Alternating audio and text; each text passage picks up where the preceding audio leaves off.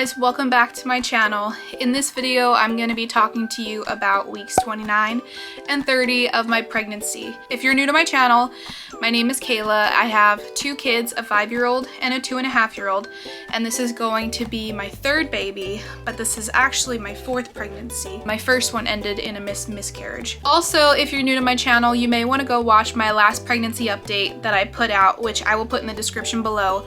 But basically, I talked about how I found out that the umbilical cord is attached to one side of the placenta rather than the center, which is where I guess typically the doctors want it to be attached. I was pretty much told that when it's attached to the center, it just for sure has the best blood flow and whatnot, and if it's attached to one end of the placenta, then they're more concerned about, you know, there not being the best blood flow and everything, so baby essentially wouldn't get the blood and the right amount of nutrients that he or she would need.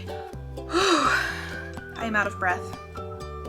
I have noticed recently that I am so out of breath very easy, so bear with me if I just I'm gonna try to talk slowly, but I feel like when I start talking really fast and get into it, and then all of a sudden I'm out of breath, and then so bear with me. What was I saying again? Also, pregnancy brain is a very real symptom.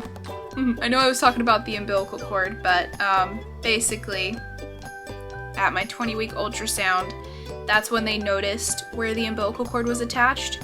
But for whatever reason, I didn't find out about it until I was 28 weeks pregnant, so that was a little weird to me. So they told me that because of that, they want to do more ultrasounds to monitor and make sure that baby is growing right and that he's getting the right blood flow and all the nutrients he needs and stuff like that naturally. So I was like, okay, whatever. So they're like, yeah, why don't you come in April 26th for an ultrasound? April 26th, I went in for my ultrasound.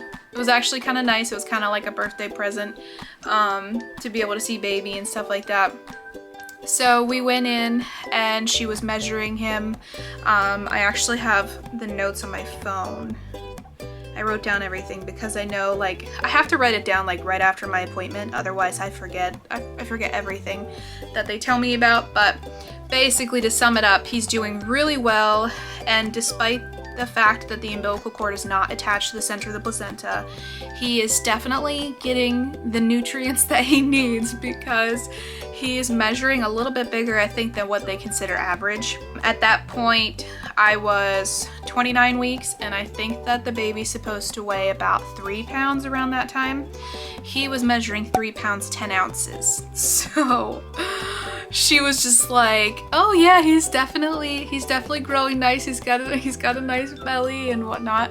And so I had my follow-up appointment right after the ultrasound, and that nurse practitioner also said, she's like, yeah, so he's definitely measuring nicely. We'll just want to monitor that and make sure that he's not going to get too big. So I thought that was kind of funny. I'm just like, it's still pretty early, whatever. I don't know. They have their averages and their things that they go by, and it kind of gets frustrating that they just measure everybody to be the same, and if you are not falling along the lines of what their average is, then something must be wrong, something must be abnormal, you know. What? Okay, good. So to kind of show you as I explain it, basically when I had my ultrasound, she said that baby was head up right here, so his back was coming this way, his butt was down on my lower stomach, and then his legs were coming right back up here, and he had his feet up by his head. So his knees were in his face, which looked hilarious, and he also had his ankles crossed. But yeah, he had his knees right in his face, but to be completely folded like that, I don't know how, I don't know how they do that. I don't know.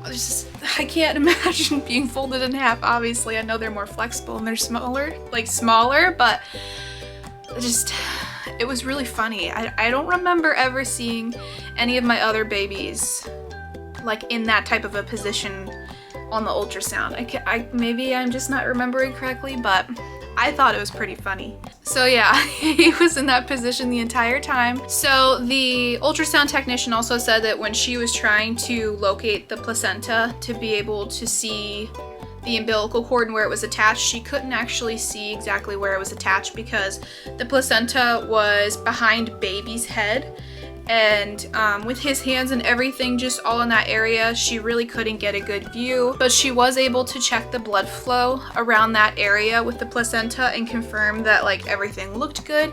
So I actually have not even seen proof or whatever that the umbilical cord is attached closer to one end of the placenta. But clearly with the way that he's measuring, it's not really a concern because he's measuring well, so he's growing at a good rate. His heartbeat was really good. It was 142 beats per minute, which is interesting because I feel like his heartbeat has consistently stayed between like 140 and 145. Another cute little detail is that she measured his foot and she said that his foot was 6 centimeters long. She actually sent one of those pictures with me. This one right here, which hopefully you can tell that that's a foot. I know some people they can't really see very well what the ultrasound picture is showing, but that's the foot. Like, this is the heel, and then you can see like the little bones for the toes and stuff like that. But yeah, I thought it was kind of cute that she sent that type of a picture along. She said she usually likes to measure the feet just for fun. Another thing that she said is that this baby has big cheeks, which she also sent me a picture. He does have those big cheeks like Jaden and Kiki both had, which I'm happy about. It's just so cute. So just to break it down for you, there's his nose, like the top of it, and the dark spots are kind of like the inside of his nostril. And then that spot is his lips, and so this would be a cheek and a chin, and then the rounded part of another cheek. This is kind of like looking at baby from the front of his face. This is his chest and belly or whatever.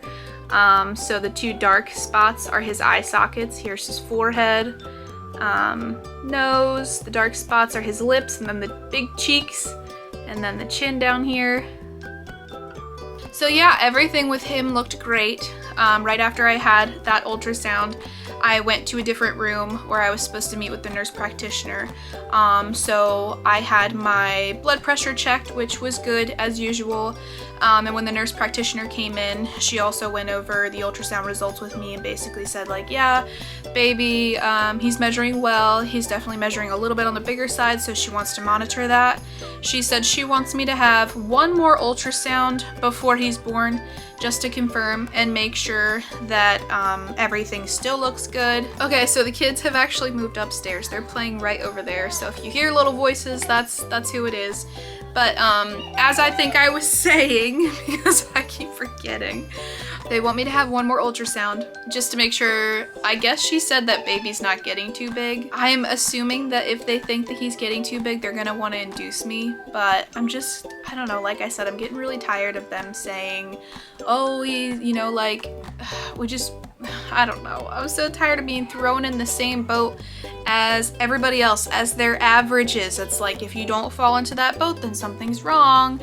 And I know that to an extent they just want to monitor and make sure everything's going well, but I am also going to be monitoring the situation and making sure that it's just not going to be a matter of them trying to induce me early. I mean, if there would be an actual medical reason as far as why they would want to do that, then I guess I would definitely be more understanding.